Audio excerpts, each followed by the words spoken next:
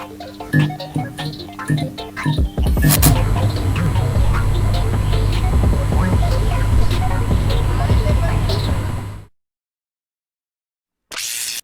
fully charged. Launch ready for AEW Spark in 3, 2, 1. All Elite Wrestling discussion is live. Cue host Owen Finch. Hey, what's up everybody? Welcome to AEW Spark for either August 7th, 2022 or August 8th, 2022. Depends on when I actually upload this video, but hopefully it's August 7th, but if it's August 8th, then it is what it is. A lot happened on AEW this week, so I'm here to talk about each and every single thing that happened, so let's start talking about it. We're not going to do AEW Elevation, the most recent episode, because that was the show that I attended live, so there's no real need to sit down and talk about it again, so I'm not going to do that. So we're going to start with AEW Dark episode 155. We had Excalibur and Taz on commentary for this show. It kicked right off with the Trustbusters versus Logan Cruz and Tajan Price, I believe is how you say that. The Trustbusters completely squashed these two. Eventually, WYW ended up winning with the Persian Splash, but it ended up being a pretty good tag match. The Trustbusters performed some really cool double team moves. There was one spot where I believe it's Slim J, I forget his name, but they've always tag on it. Does like a Slim Blade assist off the top turnbuckle. You saw a double clothesline spot. They were just really performing really cool double team tag team moves. But yeah, eventually the Trustbusters won. Afterwards, WYW did an interview talking about how he was the most wealthy man in professional wrestling, basically the same interview from last week. But I'm enjoying this. I'm enjoying WYW's new gimmick. Then we had Harley Cameron versus Willow Nightingale. This was a fun little enhancement match here. Willow Nightingale at one point ended up dancing with Harley Cameron, which was fun. But eventually she ended up making a tap out to a submission. I forget what submission, but Willow Nightingale got the victory, which I obviously expected. Then we had Diamante versus Rocky Bradley. Rocky Bradley got some offense here, but Diamante ended up making a tap out to a code. She did like a code red and got her right into a submission. So Diamante made her tap out. They got to start doing something with Diamante. They haven't really done all that much with her really since Eva Lise left AEW, and I guess they did have that. She did have that feud with Big Swole last year that she lost, but they really got to start doing something with her. Then we had KV Walker and Caleb Tinnedy versus Aaron Solo and Nick Camarado. This was a squash match here. Nick Camarado got Aaron Solo, got one of the guys into a gorilla press, and Aaron Solo caught him with an enziguri for the win. It was cool to see, Nick Camarado get to be that powerhouse that I think he can be, but other than that, it was nothing to write home about there. Then we had Captain Shawn Dean versus Jonathan Hudson. Captain Shawn Dean won with a splash. Really nothing to write home about there. Then we had Serpentico versus Patrick Boudreaux. Don't know if there's any relation to Scarlett Boudreaux. But, yeah, this was entertaining. This was Harlan from NXT 2.0. He made his debut on AEW. This makes me question with whether or not what he was released for from WWE was really all that bad, considering the fact that AEW just hired him right back in a heartbeat, but it is what it is. Patrick Boudreaux just squashed Serpentico. Serpentico got a little offense in, but he was just mainly there to make Scarlett Boudreaux look impressive. He ended up winning with a pump power slam. Afterwards, WYW said that he was going to, he did an interview afterwards saying that he was going to scout the best talent, and he did just that, and not Scarlett Woodrow, but Parker Woodrow. So that was an interesting interview. Next, we had the Acclaim versus Peter Avalon and Ryan Nemeth. Peter Avalon and Ryan Nemeth did a promo talking about how they were basically sent by Billy Gunn to take out the Acclaim.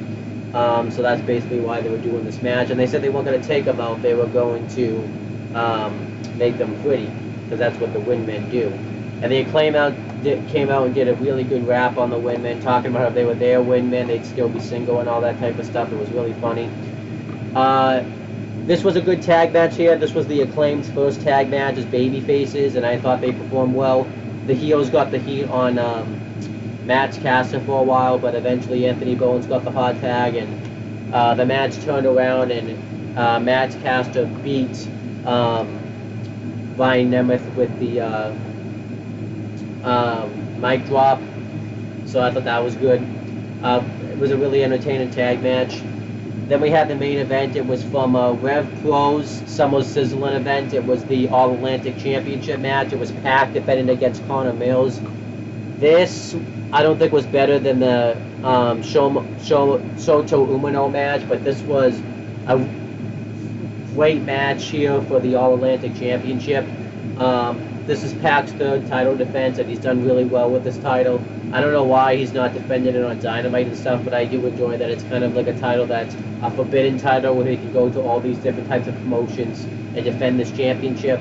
And, you know, if Pac ever got stuck in the UK because of COVID and things, then he could just go to the UK Indies and defend this title. So I think it does everybody all the types of favors in the world. Throughout the next, these last few months, we've seen a guy in the crowd with a box on his head, and I've kind of noticed this guy, and I've been wondering if this has been like a storyline, because he's always in like the exact same spot in the crowd, but then sometimes you won't even see him. So I just thought it was something that was something fans were doing.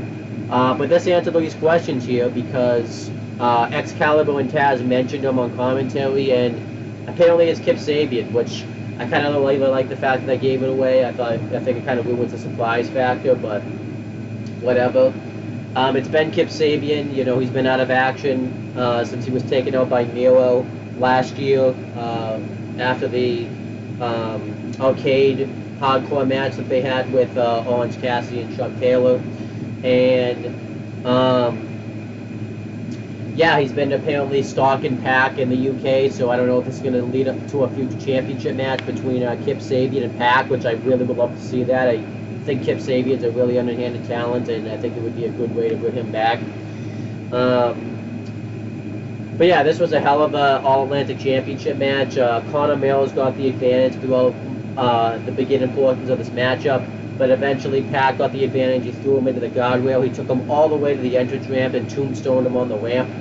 And he tried to win by countout, but Connor Mills made it back in the ring in time.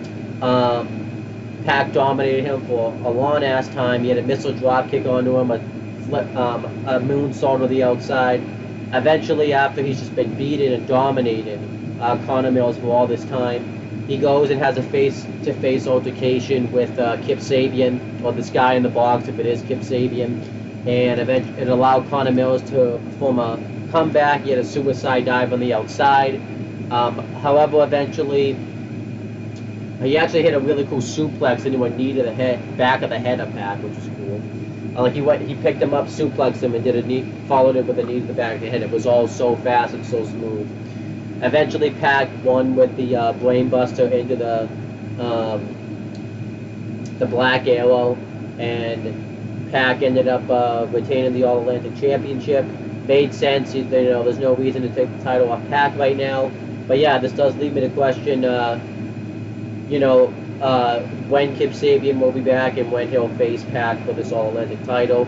I thought they'd do an angle afterwards where Kip Sabian would, attack him and reveal himself, but maybe that's going to be on a future episode of Dynamite or Rampage. We'll have to wait and see. But overall, a really good episode of AEW Dog, though. I know it doesn't sound like it, but when I was actually watching this episode, it was really entertaining. I enjoyed Parker Boudreaux's debut. I enjoyed the Acclaimed versus, the Windmen. I enjoyed this All-Atlantic title match. And I enjoyed the Trustbusters squash, and I even enjoyed Willow Nightingale's squash match. So yeah, a pretty good, enjoyable episode of AEW Dark. Going on to AEW Dynamite for August 3rd, 2022. It was the typical people on commentary. It was Excalibur, Taz, and Tony Schiavone, and then during hour 2, Jim Ross came out and replaced Schiavone. And it kicked right off with Orange Cassidy versus Jay Lethal. Satnam Singh was banned from ringside for this match, so throughout the beginning portions of this matchup, these two men were just really feeling each other out. Orange Cassidy was trying to get the better of Jay Lethal, and he kind of did in places. Eventually, Orange Cassidy did get the best of Jay Lethal. He started doing his Orange Cassidy kicks while Lethal was on the outside, and then Satnam Singh, came back out, and since he was on the stage, it didn't count for him being ringside, and this brought out the Best Friends, and the Best Friends was standing, Trent was standing on Chuck Taylor's shoulders, and they were kind of having a little face-off with Satnam Singh, and eventually they had to be pulled back and stuff like that. And yeah, they just had this really good match. Jay Lethal worked over the leg of Orange Cassidy for a while, but eventually he mounted a comeback. He hit the DDT from the middle turnbuckle, but Jay Lethal kicked out. Lethal hit the locked in a figure 4. Cassidy turned it into a roll-up. And then eventually, after Lethal had just targeted the leg so often, when Cassidy went for the Orange Bust, he couldn't capitalize, so Lethal ended up hitting the Lethal Injection, got the win, and beat Orange Cassidy. Afterwards, he got on the mic and basically said that this is a message to Wardlow, and he put him in the figure 4 leg lock to really take him out, but eventually Wardlow and the Best Friends came out and chased him off, and Jay Lethal challenged him to a TNT Championship match at Battle for the Belts, and Wardlow accepted. It was a really good match and a really good angle afterwards, so I really enjoyed this. It led to, afterwards, the Undisputed Elite return, and this is probably my favorite thing that's happened all week on AEW. The Undisputed Elite return. It was awesome to see Adam Cole back again, because we haven't seen Adam Cole since Forbidden Door, and we hadn't seen Kyle O'Reilly and Bobby Fish. Well, I know Fish we've seen more recently, but we haven't seen Kyle O'Reilly, I believe, since like a little after Double or Nothing. Even though it's only been like a month, it just feels like moons since we've seen Adam Cole. And Adam Cole talked about how the Undisputed Elite is associated with the most dominant wrestlers in the sport and the most successful wrestlers in the sport. And Adam Cole talks about, however, that they've had a little bit of a rough patch lately, so they have to change things since, they've been injured and things like that. And they reveal that that's going to start with the Trios tournament. And Adam Cole tells the Young Bucks that they haven't picked Bobby Fish to be his partner, and since Adam Cole and Kyle O'Reilly aren't cleared to wrestle, the Young Bucks can't be in the tournament. And where I thought this was going was Adam Cole was going to make the call to not have him in the tournament, but that's not where they went here. Adam Cole then said that it's because they're not going to be able to compete, and Bobby Fish got Matt Jackson into a choke, and Kyle O'Reilly took out the knee. No, it was Nick Jackson in the choke, and Kyle O'Reilly took out the knee of Matt Jackson, and the Undisputed Elite started beating down it's not the Undisputed Elite anymore. It's more like the not even the Super Elite, the Undisputed Era, but I guess it's on the Undisputed Elite. They started beating down the Young Bucks, and Adam Cole grabbed a steel chair. He put Matt Jackson's neck around it, and he was going to stomp. He was going to go off the second turnbuckle and stomp on the chair. But Adam Page ran out with the lead pipe and chased off the Undisputed Elite. And afterwards, you didn't even know if this was really going to be a reunion. Hay made Adam Page shake the Young Bucks' hands and walked off. So this was kind of the long-awaited reunion we've had with the Elite. of the original members of the Elite. And Brandon Cutler's obviously now back to being a babyface as well because they attack him also. So yeah, I'm interested in this. It's something I've wanted to see for a while. Obviously, I didn't really get it exactly the way I wanted to because injuries and stuff played into a factor. I'm assuming, they would have played up to it a little bit more because obviously things have changed and things like that. But yeah, I really enjoyed this angle. I thought it was a hell of a closing angle, a hell of a way to break up the Undisputed Elite. And I don't know if it's going to lead to All Out in the tournament where the Undisputed Elite's going to face Heyman, Adam Page, and the Young Bucks in the finals. I don't know if that's going to happen or not, depending on when Adam Cole and Kyle O'Reilly can be back wrestling again. But I'm excited to see what they do with this storyline, especially hearing the fact that Kenny Omega's due to come back soon, like I talked about last episode. I'm wondering how he's going to factor into all this, if he's going to side with the original members of the Elite, if he's going to side with Adam Cole.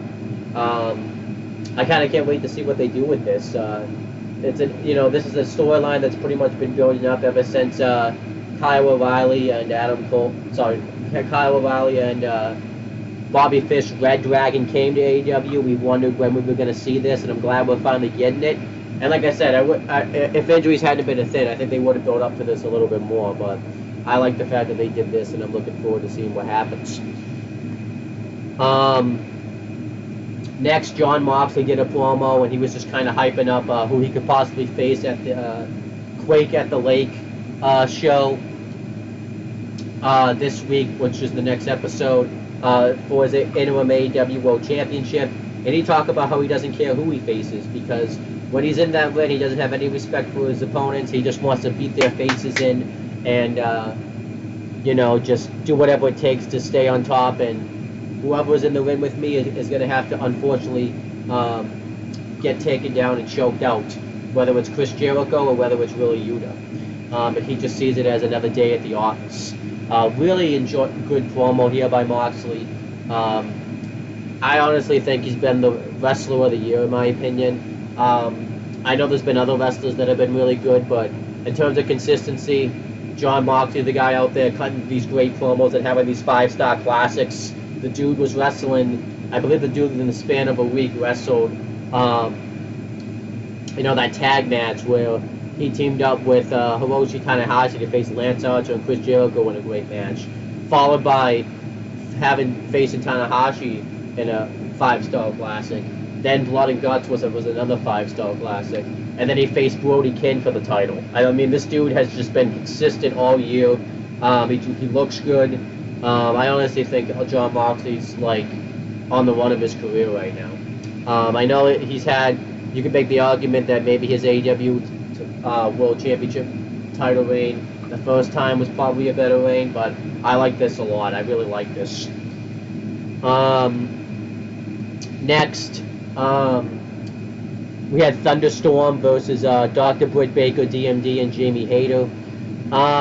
This is a great tag match. This might be one of the best matches I've seen in the women's division produce, at least in the top 5 anyways. I mean, that's not really saying much because they haven't had a lot of great matches in the women's division, but this was a top-notch women's match here.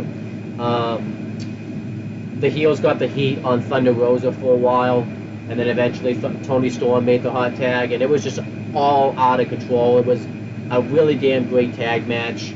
Eventually, you really just have to watch it for yourself. Toni Storm inadvertently hit a running hip attack on the Thunder Rosa, which allowed Jamie Hayter to hit the Falcon Arrow into a clothesline for the win, and Jamie Hayter and Dr. Britt Baker, DMD, ended up pulling out the victory here, which set up at Battle for the Belts 3, Thunder Rosa versus Jamie Hayter for the AEW Women's World Championship, and this is a hell of a tag match. You definitely have to check it out for yourself.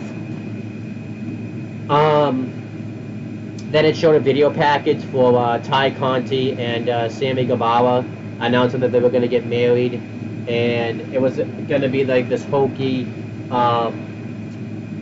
love angle where they were going to show them getting married and things, and then Eddie Kingston interrupts it and says that he's done with this relationship crap, and says that they get all this time, but I only have like 3 minutes to get my point across. And he reveals that he went to Tony Khan and he got the contract sent over to Sammy Guevara for him to face him at All Out. And if he doesn't sign that contract, he's going to eviscerate Sammy Guevara, where he can't even make his honeymoon. So I really love this. It was kind of questionable because I thought they would have done that match on an episode of Dynamite, but I guess they're going to do it on at All Out, which I don't have a problem with, but now it really makes me question why he lost to Chris Jericho. Again, because they had to set up this feud, and they had to set up Chris Jericho going for the interim AEW World Championship, but I still think they made a bad decision by having Eddie Kingston lose. Again, they could rectify it maybe when down the line if Jericho ever becomes a champ again, but it just really feels weird that they're gonna have Jericho win the feud, and that's gonna be it for a while. I really think they really missed the mark here, but we'll have to wait and see. Next, we had Powerhouse Hobbs versus Ren Jones.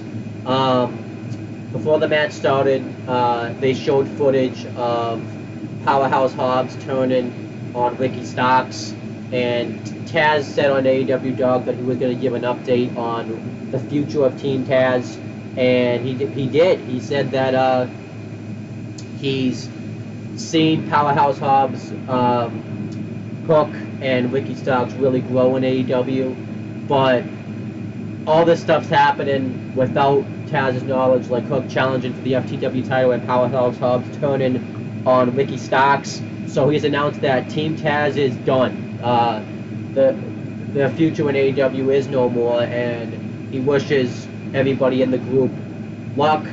I like this because I don't really think there's really a reason for Taz to really be a part of this anymore. I think Taz just wants to do commentary now, so I think he's had it as a manager. He's been kind of out of Team Taz business a little bit anyway, since he's kind of done AEW Dynamite commentary full time, so I really don't think there's a reason for Taz to be a part of Team Taz anymore. I think Team Taz has done about everything that they could have done as a faction, and I think it's gotten everybody over. It's done the job that it's needed to do. There's really no reason for it to be around anymore. So I'm fine with this, and I like how they did it. I thought it was a good way to end it. It's kind of weird though, because obviously if you were at the show live, you wouldn't have even heard Taz make this announcement. So I think he should have done it on the mic, but I still thought this was good overall. Powerhouse Hobbs wrestled Ren Jones. He completely destroyed him, squashed him, beat him with the spine buster. Afterwards, Ricky Starks ran out, attacked Powerhouse Hobbs, and he had to be hauled back by referees, and eventually he just gets overzealous and gets laid out by Powerhouse Hobbs by a spine buster, and that was it. I enjoyed this. I think we're going to finally get the Team Taz feud that I've kind of wanted for a while. I know we kind of got that a little bit with Ricky Starks and Brian Cage, but I feel like they really didn't do much with that. It was kind of, the segments were always cut for time, and really nothing came of it. And I think now that we're seeing two AEW homegrown stars face off in Powerhouse Hobbs and Ricky Starks, I actually think this is going to be better. And I think the roles are better, because even though Brian Cage, it probably made more sense for Brian Cage to be the face and Ricky Starks to be the heel. It was also weird because Brian Cage really could speak for himself, and I think Ricky Starks could have been a good babyface back then. But now we're getting the Ricky Starks babyface one that I've always wanted. It makes me question what that's going to be like, who he's going to feud with now, and I'm really looking forward to this. I don't know where it's going to lead to. I don't think they're going to do Ricky Starks versus Powerhouse Hobbs at All Out necessarily, but I could see them doing it on maybe the go-home episode of Dynamite before All Out, or the episode afterwards, or it could be on Rampage or something. So, yeah, I'm really interested in seeing it. And I like the fact that, like, you know, they really showcase Powerhouse Hobbs' power by having him get the advantage on Ricky Starks. So I thought all of this was a thumbs up. So then, next, Miro does a promo, and he basically does the same promo he's been doing for a while, where he questions whether or not he should join the House of Black, whether his God sent him there to him to join them and him to fight him. I had really nothing new here, but the video package was really good, And then Darby Allin does a promo talking about Brody King, talking about how he's challenged, how Brody King challenged him to a coffin match, and he said that he's not impressed by Darby Allin, where he thinks the opposite, because if it wasn't for Darby Allin telling Tony Khan to sign Brody King, he wouldn't even be in AEW, and he said that he needs Darby Allin because he needs to beat the man that created him. It was a really good interview, and he said that he's going to stuff Brody King in the coffin, and it revealed that he tattooed his hand, and I forget what the tattoo was, but you can easily look it up online. He said that that's going to be the last image. I believe it said like nail in the coffin or something of Brody King. It was really good. Then we had Christian Cage versus Matt Hardy. Earlier in the show, Christian Cage got interviewed, and he talked about how Jungle Boy shouldn't be bringing up personal issues into their feud. And it was really cool because it's everything that Christian Cage has been doing, but since he's a heel, he can be a hypocrite about it. And Jungle Boy tried to run over Christian Cage and beat the crap out of him, but he had to be hauled back by security, and he was sent home for the night. It was really cool. So it led to this match between Christian Cage and Matt Hardy. Really good match here. It was kind of cool to see these two have a match, because they had a match a year ago where the roles were reversed, where Matt Hardy was the heel and Christian Cage was the babyface. So I liked seeing the roles reversed. I honestly think they had a better match with the roles reversed. Matt Hardy eviscerated Christian Cage throughout the beginning portions of this matchup, threw him into the guardrail, but eventually Christian Cage got the advantage. He threw Matt Hardy head first into the steps and hit a running double knees into the steps. And honestly, these two guys, it felt like they were like wrestling in their prime. Like they were that good in this match. Matt Hardy, he had lost a step for a bit, but it feels like he's with this time away that he's had for a little bit, he's gotten into some good ring shape, and obviously Christian Cage is still in really good ring shape. He always has been anyways. Christian Cage dominated the match. Matt Hardy made a comeback. Christian Cage kicked out of the side effect, and he went for the twist of fate, but Christian Cage countered it. He DDT'd Christian Cage. He had a draping DDT from the turnbuckle into the rim, and eventually he went to go put Christian Cage to the table, but Christian Cage put him through it himself, and then put Matt with a power bomb, put Matt Hardy in the win, hit the kill switch, got the win.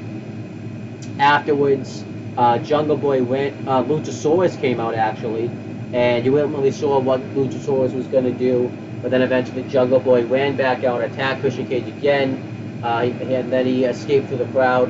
And yeah, I'm really interested in doing this. We still don't really know who Luchasaurus really is loyal to, because we used to think that it was Jungle Boy, but they kind of haven't really had Luchasaurus attack Christian Cage. So, and he's still coming out to the heel theme, and he's still in his heel gimmick that he was in when he was, aligned with Christian Cage. So it's really going to be interesting to see who Luchasaurus is aligned to. So I'm actually interested in this. Then we had Daniel Garcia get interviewed, and he talked about how he defeated Bryan Danielson, and basically has all this momentum right now, and he said that he's now the new best technical wrestler and has sent Bryan Danielson's ass home. So I think we're getting a rematch at some point, but I'm not sure when we are. Then we had Ethan Page cut a promo, and this was really good stuff here. He talked about how he thinks he deserves better. The only time he's really been able to be on TV if it was a lackey for Scorpio Sky when he was the TNT champion. And he talked about how anytime he's in the ring or on the mic, he instantly gets the ratings up and instantly steals the show, and says that the fans even cheer this, but then he kind of turns it around on the fans, saying that they really don't feel this way because anytime his shirt goes up for sale, they're not itching to buy it. They'll always buy the Danhausen or John Moxley or Jungle Boy t-shirts. And the only reason they'll agree with him because the same fact that's true. And during all this, Stokely Hathaway, was out there and he handed Ethan Page a business card and it looked like he accepted it, and they ended up leaving together. So maybe it looks like that Ethan Page is joined up with Stokely Hathaway. It's going to be interesting to see what happens when Scorpio Sky comes back, how he reacts to this, and obviously Dan Lambert. Maybe it will lead to them going babyface, because I would love to see a babyface Dan Lambert, so that would be cool. Then the Jericho Appreciation Society members 2.0 and Anna Jay got interviewed, and they talk about how they're the best faction in all of AEW, and talk about how Jericho is going to become the new interim AEW World Champion. And Anna Jay said that she's going to choke out everybody, and she goes and chokes out a camera person. It was a really good segment. I really enjoyed that. Then we had a dumpster match. It was the Acclaim versus the Gun Club. This was a hell of a match. Probably both teams' best match in AEW. Yeah, I really enjoyed it. The Acclaimed attacked the Gun Club before the match starts. They take out Billy, which leaves just his sons Austin and Colton Gunn, and then they do the rap, and the rap was completely unfiltered this time.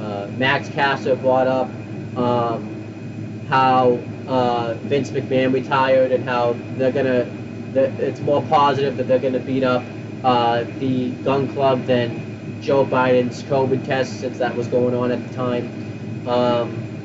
And yeah, it was probably the best rap they've ever cut. I really enjoy the raps. The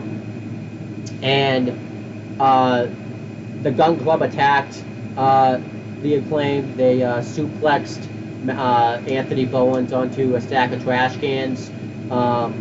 They tried to put both members of the Acclaimed in the dumpster, but they fought out of it. They hit them with what's it called? Not a TV tray, but a cookie sheet. And they continued. This was just an out of control brawl. They threw each other into the steps. They hit each other with trash cans and kendo sticks and chairs. Eventually, Austin Gunn went to go off the stage, one of the tunnels of the ramp, and he went to go off that, but he got thrown into the dumpster by Max Caster, and then he did the mic drop to Colton Gunn, or it might have been reversed, to a table that was set up, and eventually they ended up putting both members of the Gun Club in the dumpster, and then they ended up winning the match. And afterwards, they recreated the spot all those years ago where the New Age Outlaws pushed off the dumpster off the stage, like they did to Cactus Jack and Chainsaw Charlie all those years ago. So, hell of a match here, and I really enjoyed the first ever dumpster match. It was just absolutely insane. Then it showed a video package hyping up the ROH World Championship match between Claudio Castagnoli and Konosuke Takeshita, coming up on Battle of the Belts 3, which I'll talk about in a little bit. Then we had the main event. It was Willa Yuta versus Chris Jericho, where if Willa Yuta won, he would get Chris Jericho's interim AEW World Championship match at Quake at the Lake. This was a great match here, really another great showcase for Willa Yuta, and yeah, it was just really enjoyable. It was really back and forth. Claudio Castagnoli came out to be in Willa Yuta's corner, since members of Jericho Appreciation Society 2.0 were out there to accompany him, to accompany Jericho. Eventually, they tried interfering in the match, and Avi Edwards ejected him. So because they were ejected and the match was fair, Claudio Castagnoli went to the back. William Regal, by the way, too, was on commentary for this match. And Jericho dominated Willa Yuta, really worked him over for a while. Eventually, Yuta mounted a comeback. He ended up hitting a DDT from the top turnbuckle, but Jericho kicked out. He had a splash, Jericho kicked out. He locked Jericho into a crossface, but he got the ropes. Jericho hit a code breaker, caught Willa Yuta in midair, but he ended up kicking out of it. And He ended up hitting got walking Yuta in the walls, but Yuta got the ropes. Eventually, Yuta ended up hitting the seatbelt on Jericho, but Jericho kicked out, and he went for the bat, but Jericho, fought out of it. Jericho, Yuta ended up, all the others ended up confiscating the bat behind the ref's back.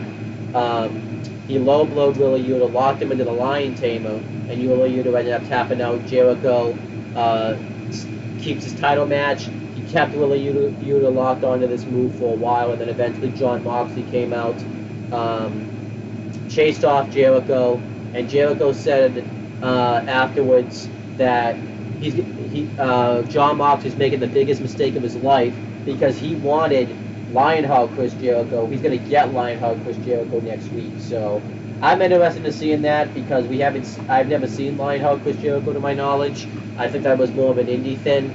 So I'm interested to see how that works. And that was this week's episode of Dynamite. Hell of a show. Really nothing wrong with it.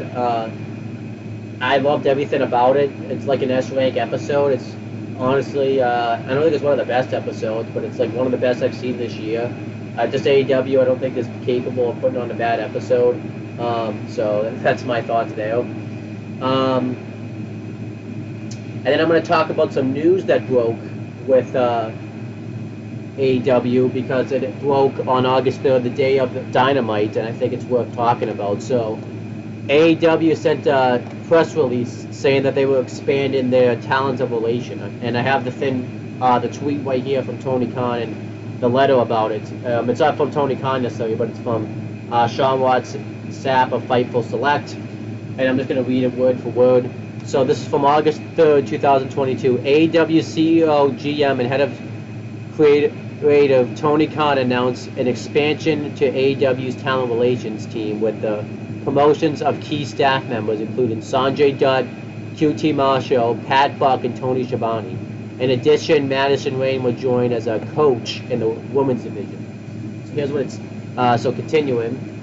As AEW's continued its melodic rise, the expanded with talent relations team will strengthen the infrastructure required to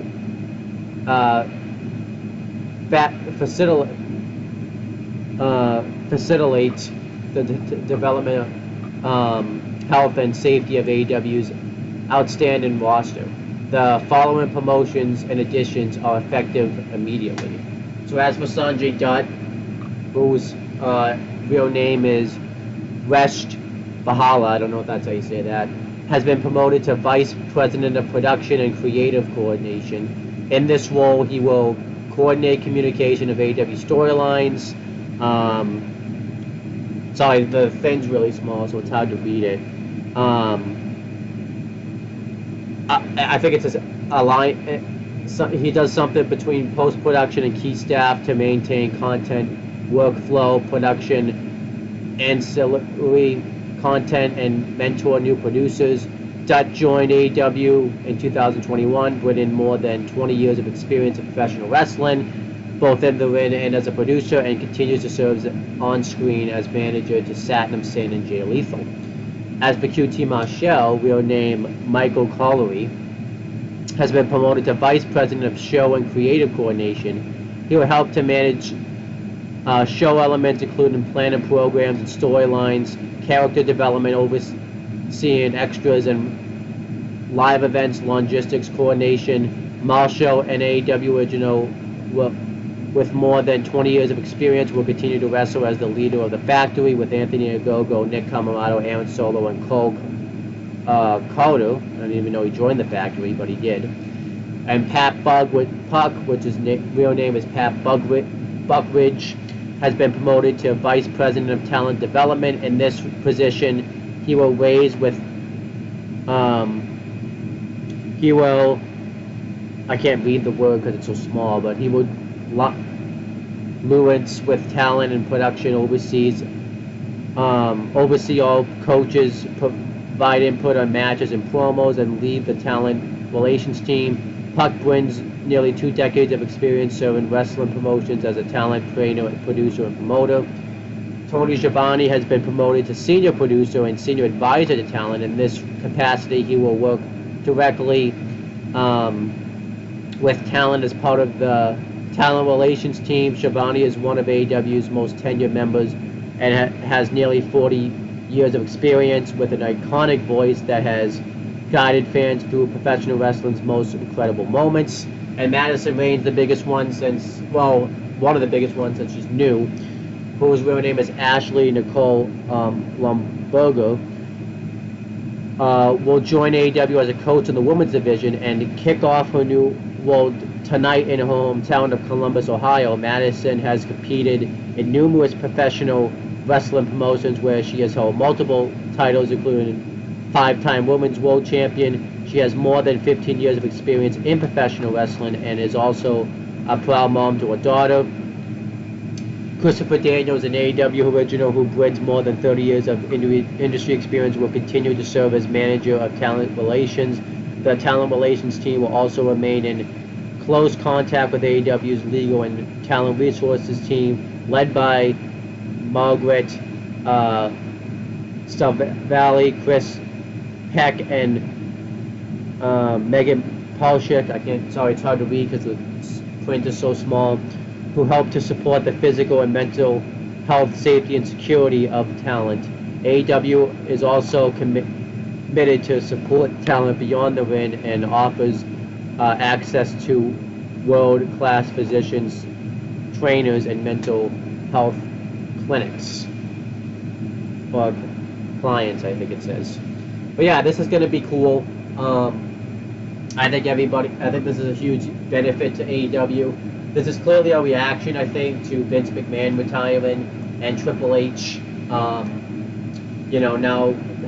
being the head of talent relations and creative, because I think AEW might be a little worried now that Vince is retired, that WWE might be able to put up a better fight against them now, now that they have a better infrastructure now. So I think this is AEW's reaction to that. The biggest thing to me is Madison Rain coming in now, because this is somebody who has years of experience, as they said, in the wrestling business and can really turn around the women's division. She can train the up-and-comers since she's in the ring herself, and obviously she's able to maybe scout some talent that they can bring in and stuff like that. So I think this is a huge benefit to AEW, the fact that they have Madison Rain now. So I'm interested to see what they do with that. Surprised they didn't try to get Mickie James, since she's since she did all that stuff for NWA and Impact last year with Empower, producing that event, and really getting the Knockouts division like even at a higher standard by showing up at the Royal Rumble this year and stuff like that. But yeah, only time will tell, I guess, on that. But I'm interested to see how this affects AEW's future. So yeah, I'm kind of excited about it. Going over this week's, I thought I wasn't going to be reviewing Elevation this week, but that was not the case. They had a special episode of AEW Elevation. The reason, if I had to guess why they had it this time around, is this week Dynamite and Rampage weren't taped on the same show, so I'm wondering if they wanted to do a couple dog matches for Rampage, so they did AEW Elevation on that show, which I'm kind of surprised they did it that way, because typically when they do this, they have Doc the dog show before Rampage, that episode, but that wasn't the case this time around. So maybe that still will be the case, but we'll have to wait and see. Because how they did it was, I'm assuming they taped Elevation and Dynamite, and then they taped the Elevation special, Rampage, and Battle of the Belts. But yeah, I thought it was cool. On commentary for that episode, we had Mark Henry, Tony Schiavone, and Madison Rain. This was the first time we've seen Madison Rain in an AEW capacity, so it was kind of cool to see her do commentary for a bit. She only commentated like the first match, but it was still pretty cool. The first match was Emi Sakura versus Hikaru Shida. These two have really good chemistry when they wrestle each other. They've wrestled each other a ton of times. They've wrestled each other, in the past in AEW. I believe she just defended the title against her in the past and stuff. So I really enjoy when these two get in the ring with each other. And Sheeta won with the Falcon Arrow, followed by one knee to the head. Obviously, that makes sense. There's no reason for Sakura to win. I don't really think she needs the victory. But, yeah, it was a really good match. Afterwards, Jade Cargill and Smart Mark Sterling came out, and Jade Cargill told Madison Rayne to cut the shit, and really went off on her, and talked about how she's the biggest in AEW, and Madison Rayne thanked her for the welcome, but didn't really view it as a welcome, and challenged her to a match, but Stokely Hathaway revealed that Jade Cargill's busy doing a fitness photo shoot magazine cover. However, she will more likely face the backup baddie, Layla Gray, and that match was made for Rampage. So, because we knew Madison Rayne was going to wrestle on Rampage, we just didn't know who she was going to wrestle. We ended up finding out. Then we had Mace Warner versus Serpentico. This was kind of cool because it's got fans familiar with Mace Warner. I haven't seen this guy wrestle myself. I could have seen him wrestle on a GCW show and just don't remember it. But he ended up showing up at Ric Flair's last match, which I have to still watch. And he won a bunkhouse battle royal, which got him an opportunity to face Jon Moxley in an interim AEW Eliminator match. So this was kind of a nice way to get people familiar with him. They had a really good match. I really like Mace Warner. He's pretty much just a fighter, where he's a street fighter. He really showcases himself. And eventually he ended up hitting a DDT and a running knee to the head for the win. Serpentico was so great for him, though, and I enjoyed it. Then we had the main event. It was Dean Alexander and Damian Chambers versus Tony Nese and Josh Woods. This was a squash. Nese hit the running knees, and Josh Woods choked out the other enhancement talent for the win. And this was really just to put them over. I don't know why they put this match on last, and why they didn't just put Mace Warner versus Serpentico. The only reason I could come up with is Jon Moxley and Serpentico ended up opening up Rampage, so maybe they wanted to give Mace Warner a chance to rest. But if that was the case, I don't know why they didn't just have that open the show at least, and main event it with Emi Sakura and Hikaru Shida. It was just a really questionable choice. Maybe they wanted to do a cool-down match for the live crowd before Jon Moxley and Mace Warner, but it was a really weird choice. And that was Elevation. Yeah, like a decent episode. I thought it was a nice little special.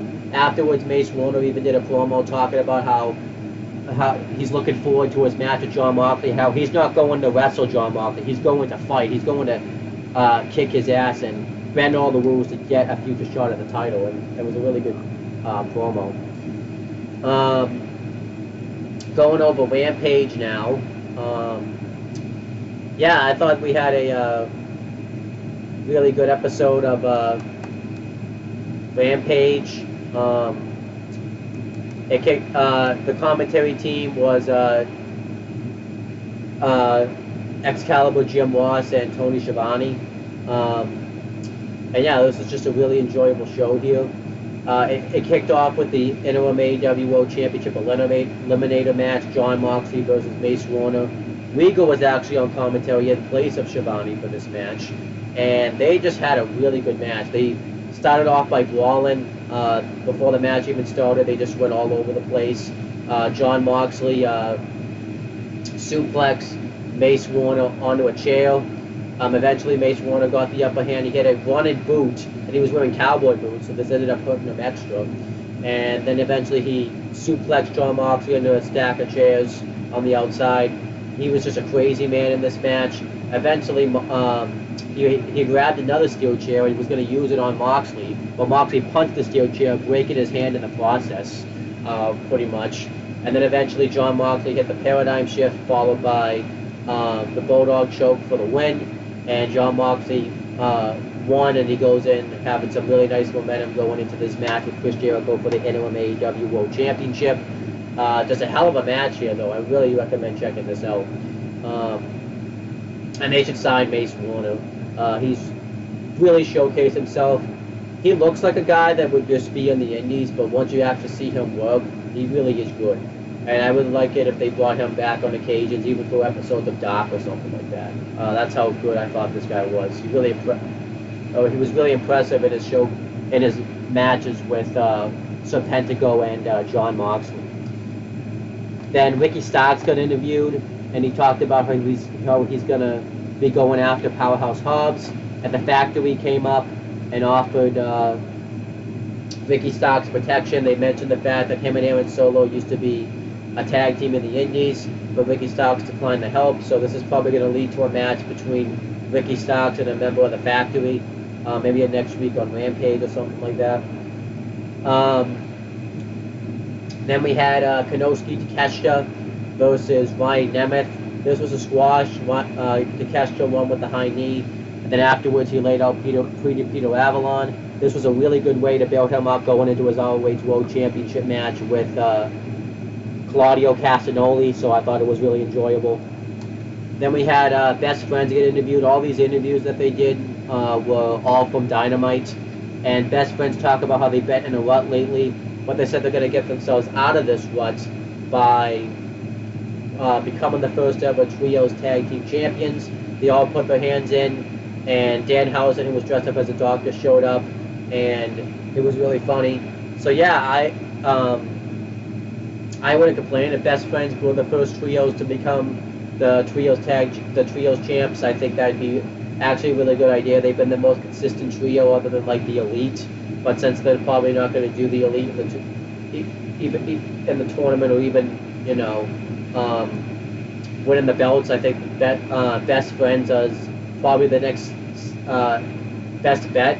I really don't know who else could win in the trios belts. They could give it to members of the Jericho Appreciation Society, or they could give it to the Blackpool Combat Club, but they can't really do that right now because everyone there has a belt kind of right now anyways. You have Moxley, who's the interim AEW champion, and I don't think they're going to have Moxley have two belts right now, so it'll be interesting to see who the first champs are. I hope they do a bracketology like special or something. Then we had Madison Rayne versus Layla Gray. They had a pretty good match here. Madison Rayne won with the cross Rayne, which is interesting that she's doing that move. I do wonder if Cody was still in AEW, if she would have to change her finisher, because I don't see Cody and her both doing crossroads. But afterwards, Jade Cargill came out and said that she was impressive, but all she did was just beat a backup baddie. So Madison Rayne challenged her to put her money where her mouth is and face her right now. Jade Cargill declined and said that, and tells her to show up on Dynamite this week and accept the open challenge, and Madison Rayne does. But Jade Cargill tells her to take a few days off. She gets attacked by Kiera Hogan from behind, but Madison Rayne ended up laying her out. So yeah, we're going to get Madison Rayne versus Jade Cargill for the TBS Women's Championship. I don't know how good that match is going to be, considering the fact that Jade Cargill is still green, and you have Madison Rayne, who sometimes doesn't put on the best matches if she has to carry the match. So I am kind of interested to see how that match turns out, but we'll have to wait and see. Maybe it will be a barn burner, because I actually enjoy. I'm one of the very few, but I actually did enjoy Jade Cargill's match with Anna Jay at a Double or Nothing. So I actually think there's a chance that it could be good. But Jade Cargill, she's not good, but there is progression in her improving. She had a really good match with Thunder Rosa, and I'm trying to remember, she had a really good match with somebody where it wasn't just her being carried, it was actually like a really good match. I don't think it was Ruby Soho. I think it might have been Ty Conti. I think she actually had a really good one with Ty Conti. And Ty Conti's, I know she's been in the business a while, but she's not someone that I would think could carry a good match, so this could be something. Then we had a Tornado Tag Team match build up, because we're going to get the Lucha Bros versus Andrade El Idolo and Roosh. They kind of all just cut promos on each other. so that was good. Then we had a Friday night street fight. It was Swerve in Our Glory versus Josh Woods and Tony Nese. Really good street fight here. I liked how innovative it was. They used weapons you really haven't seen them use in street fights before. Tony Nese threw protein powder in Keith Lee's face, which was cool. It was really funny. It was just a really exciting match. Swerve Strickland nearly took Tony Nese's head off by throwing a toolbox at him. And eventually the heels dominated the baby faces. There was actually a point where the baby faces, by the way, too, were just stomping the crap out of Josh Woods. And I liked seeing Josh Woods and Keith Lee go at it. I thought they were really excited together. And yeah, it was just all types of chaos. Josh Woods ended up hitting a smashing Keith Lee right in the back of the head with a wicked forearm, and eventually we had Swerve Strickland who was set up on a table and it was about to be put through it, but eventually Keith Lee recovered. And Smock Monsono was going to jump off himself. He threw Smock Monsono through the table, and Swerve Strickland hit a double stomp while Nese was on a stack of chairs for the win. And yeah, we had Swerve in Our Glory win. Really good match here. It makes me question now who Swerve and Our Glory are going to defend the tag titles against. I thought it would have been those two, but I'm really not sure. Because also now you have this trios tournament going on, and yeah, you kind of can't really have that kind of interfere. But I'm thinking I know the team that could face them because it'd be really good. So let's see what happens. That was Rampage. I thought Rampage was a really good show. I really enjoyed everything on it. And that leads us now to Battle of the Belts 3. We had the commentary team of Taz, Excalibur, and Tony Schiavone. It opened up with the TNT Championship match. It was Wardlow defending against Jay Lethal with Sanjay Dutt and Satnam Singh ringside. This was a pretty good TNT title match here. Jay Lethal was using his experience to get the advantage on Wardlow. He would fake a knee injury to catch him in a roll-up. He used Satnam Singh and Sanjay Dutt as a distraction so that way he could get an advantage. But eventually Wardlow won with a powerbomb. Afterwards he was attacked by Satnam Singh and Sanjay Dutt. I liked that they still had him like nearly overpower Satnam Singh because he had his foot on him at one point and Wardlow overpowered him. However, though, it was not to be. He ended up getting chokeslammed by Satnam Singh through a table. And yeah, Sanjay Dutt, Jay Lethal, and Satnam Singh laid out. Wardlow, Jay Lethal held the TNT title afterwards, and we might get a rematch, maybe a tables match between Lethal and Wardlow. But I'm thinking at All Out we're gonna get Wardlow versus Satnam Singh for the title. I don't know if this might be too soon for Satnam Singh because he's looked pretty good in the squash matches on Elevation and Dark, but I do kind of question if you're kind of throwing him into a one-on-one match a bit too soon with someone that he's not really going to be able to throw around in Wardlow. And I don't think he's going to win the TNT title anyways. I don't think he's necessarily all bad. He's definitely improving. And there's just some type of charisma that I see in Satnam Singh that I haven't seen with these other big guys that professional wrestling brought in, like WWE with Almas or Veer Mahan. He's definitely better than those guys, I think. I think him, obviously being paired up with Jay Lethal and Sanjay Dutt, who have years of experience, helps, and the fact that he's kind of done things with Samoa Joe obviously helps as well. So I'm interested to see what they do if they do Satnam Singh versus Wardlow. It might just be more of a showcase for Wardlow for him to powerbomb him so that way he can look strong. But yeah, I'm interested to see what they do with him. Then we had a AEW Women's World Championship match. It was Thunder Rosa defending against Jamie Hayter. This was a pretty good Women's Championship match here. I think I've seen them have a better match before in the TBS Women's Championship tournament to crown the first champion. But this was still a pretty good match here. You could definitely tell that Jamie Hayter was injured in the match. She ended up getting a broken nose, but there's a spot where she does like a Falcon Arrow, and I think she was selling, but I definitely think she was a little bit injured because she was kind of a little bit daisy afterwards. So I don't know if she just kind of went out for a second or something. Yeah, and it led to afterwards. Toni Storm and Britt Baker, who were there ringside, went at it, and Toni Storm laid out Baker with a tornado DDT off the steps, and this distracted Jamie Hayter long enough for Thunder Rosa. She went for 3 roll-ups and eventually got it. The roll-ups didn't look the smoothest, but it's what it is. And Thunder Rosa retained the belt, and Jamie Hayter didn't look very happy afterwards, so I don't know if it's going to set up a breakup between Jamie Hayter and Britt Baker. I still think we're going to get a 4-way match at All Out between all these 4 women for the title, and maybe Thunder Rosa will keep the belt there, but we'll have to wait and see. But yeah, I'm interested to see what they do with the Women's Championship, especially now that Madison Rayne's brought into the fold. Then we had the main event. It was Claudio Castagnoli defending the Ring of Honor World Championship against Konosuke Takeshita. Bobby Cruz was ring announcing for this, and Caprice Coleman was on commentary in place of Tony Schiavone. This was probably like one of my favorite matches of the week. This was a hell of a match. They really showcased themselves.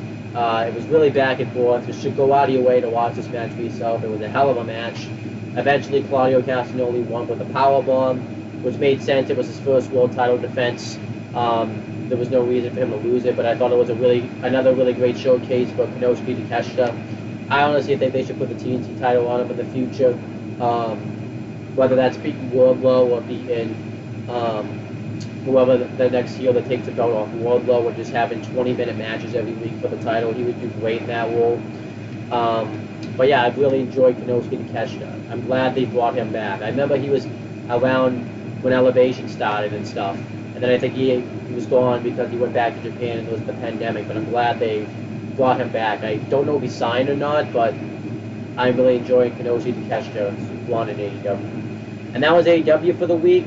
I'm giving AEW an S rank. We had like 4 really good shows that I just reviewed, and all of them had something different to deliver. So I enjoyed the hell out of AEW, so I'm giving it an S rank. I think I gave it an S rank last week, and that was also because I was there, so that's fair enough. But yeah, definitely enjoyable shows right there. Now going on to the upcoming matches we're going to see on AEW this week. I'm just going to give some predictions for that. It's going to be the Wake at the Lake episode.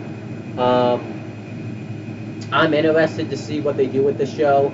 There's a lot they can do with this show now because it's really unpredictable. And I think whatever happens on this show is going to set the stage for All Out coming up, so that's going to be cool.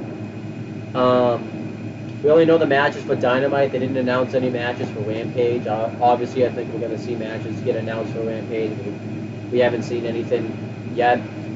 So I'm just going to give my predictions for this show. We have the Coffin match. It's Darby Allin versus Brody King. I think this is going to be a hell of a match. They had a hell of a match a few weeks ago when they went one-on-one, and I think added the fact that now that it's a Coffin match and they can do if anything goes will really add to the match. I think this is going to be an obvious win for Darby Allin. This is going to be his way to get him redemption for all the attacks that the House of Black have done to Darby Allin. And I think it's an easy way for Brody King to lose, where he doesn't have to be pinned or submitted. He'll just be going into a coffin, so I don't really think it will hurt him too much. I think what's going to happen is Miro is going to play a factor. I think Miro is going to finally go babyface, and he's going to destroy the House of Black, and it could set up a match. Maybe not a match, but if they do the Casino Battle Royal, they'll have some type of face-off in that match, or they'll set up a 6-man tag with Darby Allin, Sting, and Miro versus House of Black. I'm really not sure, though, because I haven't seen Buddy Matthews in a while, so I don't know what's going on with him, if he's injured or if he's not with the company anymore, because I haven't seen him. I don't think I've seen him since Double or Nothing, to be honest. But yeah, I predict Darby Allin to win the coffin match. Then we have the Tornado Tag Team match. It's going to be the Lucha Bros versus Andrade, El Idolo, and Roosh. This is really a tough one to predict because it really could go either way. You have the Lucha Bros who really need to get the redemption on Andrade, El Idolo, and Roosh. But you have Andrade, El Idolo, and Roosh who you really need to build up. They've kind of been dropping the ball with Andrade, El Idolo. Things are starting to kind of turn around a little bit now, but he really doesn't feel that big of a deal like he was when he was in NXT as the NXT champion. He honestly feels like he's in the same spot that he was in when he was in WWE before he left. So I really think they need to get back on track with Andrade El Idolo. So I think they should give it to Andrade El Idolo and Roosh. And I don't think it will hurt the Lucha Bros too much because it's a tornado tag match. So I think they can have this. There could be all this type of chaos. And I think, if you're going to do a tag title match with Swerve and Glory, I think your best bet is to have Andrade El Idolo and Roosh challenge for the belts at All Out. That's the best bet. So that's my prediction there. FTR is going to have a match. They didn't announce their opponents. I imagine it's just going to be an enhancement match where they'll win. And maybe they'll set up a match for them to face for the AEW World Tag Team titles where they say they have every belt, but they want the AEW World Tag Team Championships. So that'll be interesting to see if they do that. We had the TBS Women's World Championship match. Jade Cargill defending against Madison Rayne. They could shock us and put the belt on Madison Rayne to really have her make an impact. But I think they're just gonna have Jade Cargill retain. I think she's gonna lose. She's gonna lose at a big pay-per-view like All Out, and I think that's gonna be what happens. I don't really think Madison Rayne's really there to be a champion. I think she's just there to mainly coach the women. And you could get something good out of this match. You could get Jade Cargill could come out looking better in this match. You could have the match of her career here if everything aligns. Because I think if Jade Cargill is going to lose, she's going to lose to Althea when she has her match. Then we have the main event. It's going to be the interim AEW World Championship match. Jon Moxley going against Chris Jericho. I really now don't know who's going to win this match. I was really at a toss-up, but now this match really could go either way. Because you have Moxley, who's been doing some really good stuff with the title, but you have Jericho now, who doesn't have it, since Eddie Kingston's going to feud with Sammy Guevara, he needs something to do it All Out. And I don't know if CM Punk's going to be back by All Out, but if they're going to do that unification match on All Out, either man works to do that unification match with. You can have Moxley face him because that seems like a better option because we haven't really seen them really face off since WWE. And honestly, Jon Moxley is a much different performer now than he was when him and CM Punk faced off in WWE. But I don't know if you want to necessarily have that match because of because maybe they want to go back with Jericho, have him win the belt, and have CM Punk, face Jericho. Because I think what's going to happen is if Punk faces Mox, I think Punk's going to be kind of a heel in that match because Mox has been the one that's been really injuring himself and just killing himself against Jon Moxley. So I really don't know who you want to have win this match.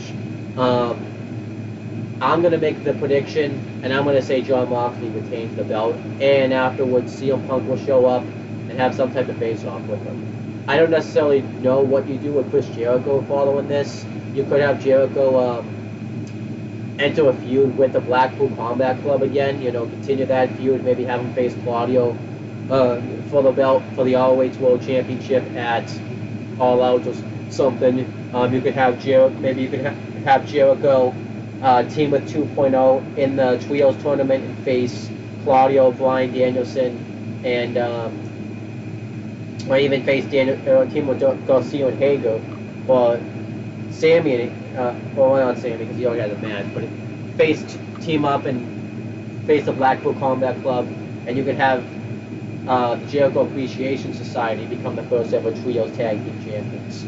It really could go either way, but I'm not sure what else matches you're going to see this week on AEW. It's really tough to tell. I don't know what's really set up for Rampage. I really can't think of anything. They could have some type of, I really don't know. They could do some type of match with Adam Page versus Bobby Fish, since he's cleared to wrestle.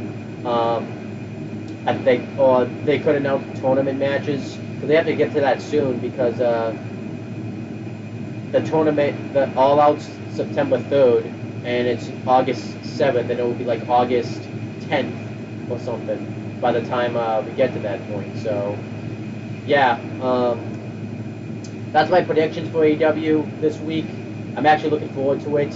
And on this episode of AEW Spark, the next one, I don't really know who's going to be on it. It's either going to be James Hebert hosting, or it's going to be me and James doing it. And I'm excited to have a guest on that show, because it's going to be pretty cool stuff. Really excited about it. But yeah, that's pretty much it, guys. Thank you guys for watching this video. Please make sure you guys like, comment, and share this video so people will watch it. Sorry I know this wasn't necessarily a quick episode, but sorry if this episode was a little bit off than other ones. I just did a 3-hour retro wrestling review series reviewing SummerSlam 2012, and I kind of waited a while to do this video to, since I just did a 3-hour video there. So, but yeah, that's pretty much it, guys. Talk to you later. Podcast has concluded. Be sure to check out more group discussion as far as AEW content is concerned, and check out more content from For the Win Productions.